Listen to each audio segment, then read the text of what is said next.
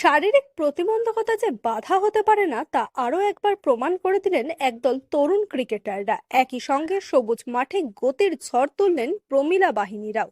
প্যারা athletic cricketer, মহিলা cricketer ও মহিলা ফুটবলারদের উৎসাহিত করতে এক অনন্য উদ্যোগ পূর্ব বর্ধমানের ভিনসেন্ট এরিনা স্পোর্টস টার্ফে অনুষ্ঠিত হলো একটি বিশেষ টুর্নামেন্ট।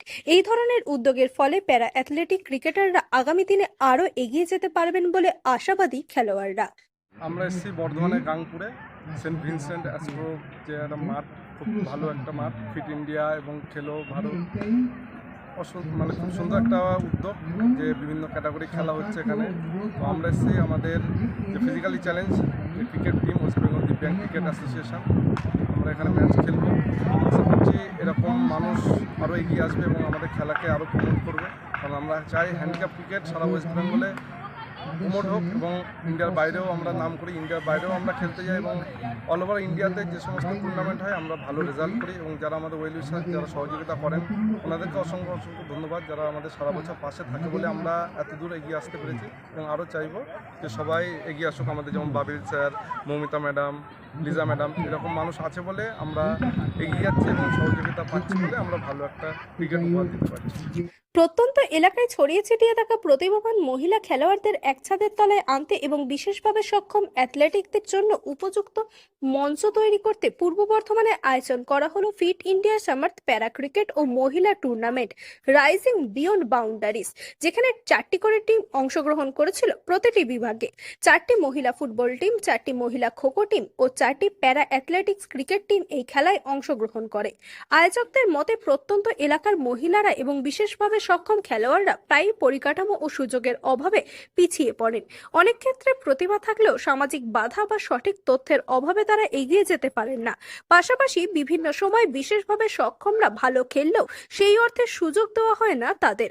আবার বিশেষভাবে সক্ষম অনেকের খেলার ইচ্ছা থাকলেও তারা জানেন না তাদের জন্য আলাদাভাবে খেলার ব্যবস্থা থাকে। তাই এই বিষয়ে সকলকে অবগত করতে ও খেলোয়াড়দের সুযোগ দিতে এই বিশেষ আয়োজন বলে জানান উদ্যোক্তারা।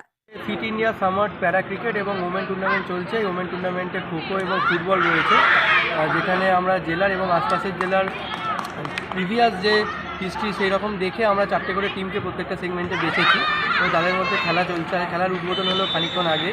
উদ্বোধন করলেন regional director of sports authority of India Shri Shivananda Mishra sir. ছিলেন পদ্মশ্রী দুকুল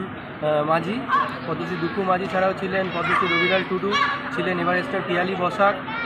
আমাদের মধ্যে আজকে পেয়েছি ইন্ডিয়ান ওমেন ন্যাশনাল ফুটবল টিমের প্লেয়ার অদ্রিজা সরকেলকে। এছাড়াও আরও অন্যান্য অনেকে ছিলেন, রাজমাস্টার অরূপ চৌধুরী স্যার ছিলেন।